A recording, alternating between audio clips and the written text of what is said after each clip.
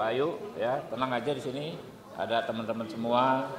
Tadi motornya hilang udah diganti oleh Pak John LBF, luar biasa, ya. Semoga menjadi amal ibadah Pak John LBF. Ya teman-teman ya. Terima kasih. Assalamualaikum warahmatullahi wabarakatuh. Waalaikumsalam. Jadi ini ada dua perkara yang memang sudah begitu menarik perhatian, makanya kami luangkan waktu hari ini hadir di sini, ya. Kalau Pak Hinca program resesnya di beberapa titik sudah selesai.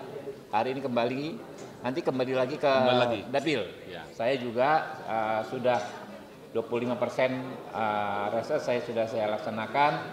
Malam nanti saya sudah kembali reses. Kebetulan Dapil saya ada di negara Jakarta Timur, bertetangga dengan Jakarta Selatan.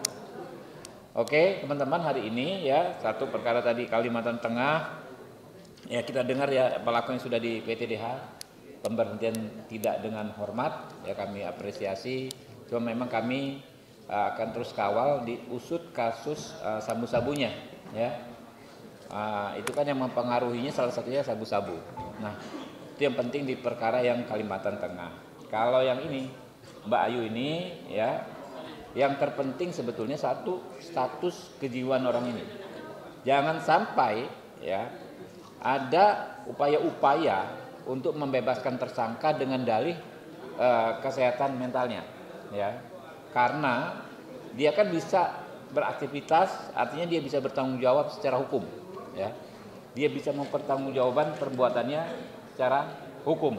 Kami akan kawal terus, bahkan tim sekretariat nanti akan hadir dalam persidangan, ya, memantau persidangan ini, ya, dan kami akan koordinasi juga dengan Kejaksaan, ya, Jakarta Timur untuk memastikan pelaku dituntut berat, ya. Karena saya pikir berulang ya Mbak Ayu ya peristiwanya ya. Dan kita juga jamin ya nih Mbak Ayu tidak diganggu. Kalau kemarin kan tadi ada misalnya seolah-olah ada pengacara dari Polda dan lain sebagainya. Kita juga akan cari itu siapa orang-orang itu juga. Bukan begitu Pak kuasa hukum ya, dan sekarang sudah ada kuasa hukum yang baru ya dari timnya Pak John LBF ya. Sama-sama kita kawal ya. Siap, ya. Mungkin ada tambahan dikit dari senior saya Bang Hinca Panjaitan. Bang Hinca ini begitu pedulinya dengan kasus ini, dari Simalungun kemarin ya kan langsung terbang ke sini. Silakan Bang. Ya, terima kasih teman-teman sekalian. Komisi 3 mempunyai rasa kepedulian yang tinggi sebagai rumah pencari keadilan. Oleh karena itu kehadiran para pencari keadilan terutama orang kecil, rumah ini menjadi tempatnya. Ibu Ayu adalah salah satu contoh hari ini. Sebelum-sebelumnya juga rekan-rekan mengikutinya. Begitu juga dengan Polda Kalimantan Tengah. Karena itu kami ingin menyampaikan kepada masyarakat luas, Komisi 3 ini adalah rumah kita semua untuk mencari keadilan. Itu saja pimpinan. Mbak Ayu ada yang mau disampaikan, Mbak Ayu atau tim lawyernya? Silakan Mbak Ayu, ngomong aja.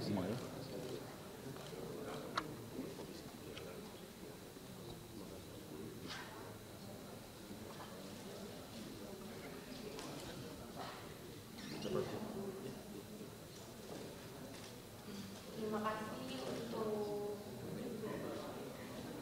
Pak Komisi 3 dan teman-teman sekalian, media-media, Bang John juga udah membantu kasus ini sampai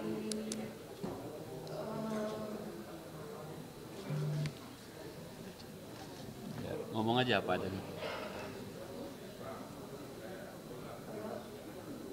sampai kasus ini selesai. Mohon doa dan dukungan teman-teman. Oke, mungkin Pak lawyer, Bro, silakan Bro. Saya hanya ucapkan terima kasih ya, dan ini bentuk atensi dari Komisi 3 ya, khususnya Bang Habibur Rahman dan Bang Hinca ya. Saya apresiasi setinggi-tingginya dan ini bentuk perhatian terhadap keadilan di masyarakat, dan kasus ini akan kita kawal sampai Ayu mendapatkan keadilan. Terima kasih. Oke, ada pertanyaan mungkin non? Tapi bagaimana sebenarnya agak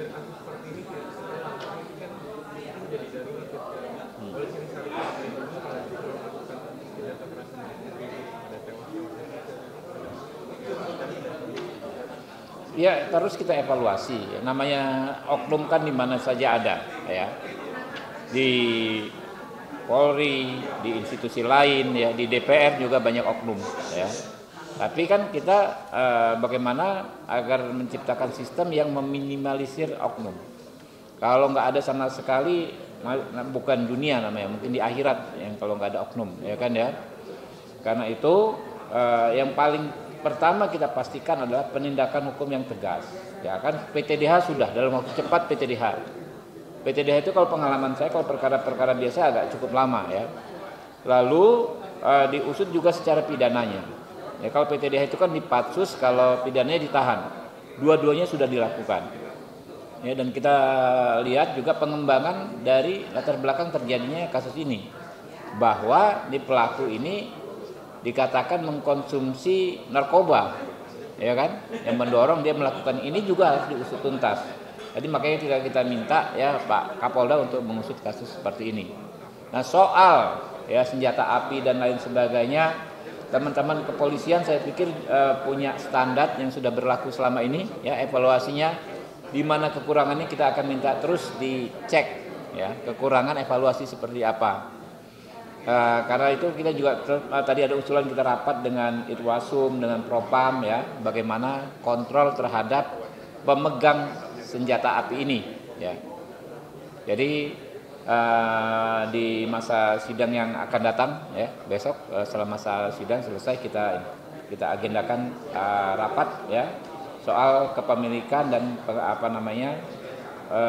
penguasaan senjata api ini. Kalau kasat mata ya saya informasi saja ke teman-teman, banyak Kapolres, banyak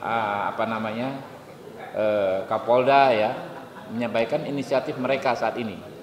Inisiatifnya antara lain mensentralisir senjata api dulu, ya.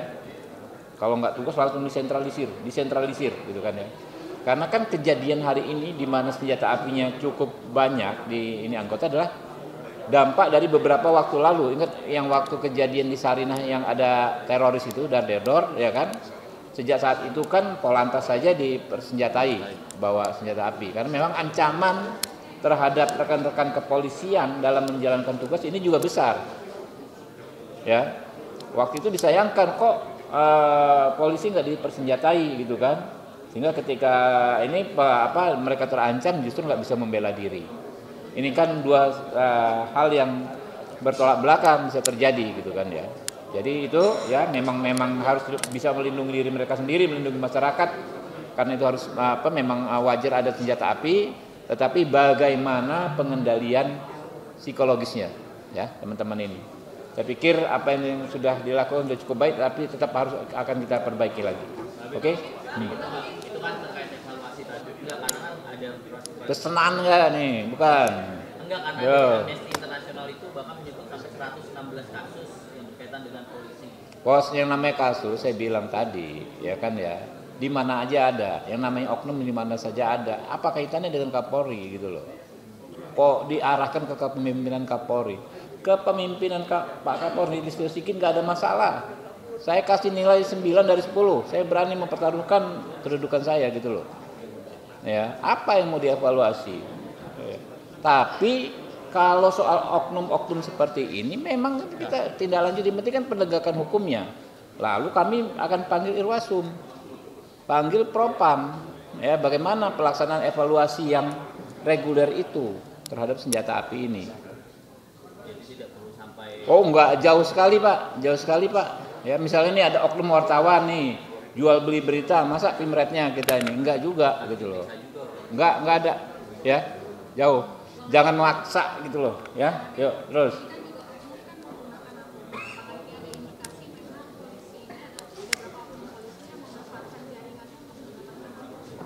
Ya namanya oknum ya. Ini yang pakai narkoba itu bukan hanya polisi ya. Namanya oknum PNS ada, oknum ustadz ada ya. Yang penting kan diusut, begitu dia terlibat diusut, dijatuhi hukuman. Sudah banyak loh ya. Bintang 2 aja terlibat narkoba. Kemarin Pak Teddy Minahasa jatuhi hukuman berat. Ada Kapolres di mana gitu kan ya? Mana ya, Batam atau mana? Ada juga ya? Ya ada ya, ada juga gitu loh. Jadi Pak Kapolri itu nggak pandang bulu kalau ada anggota yang terlibat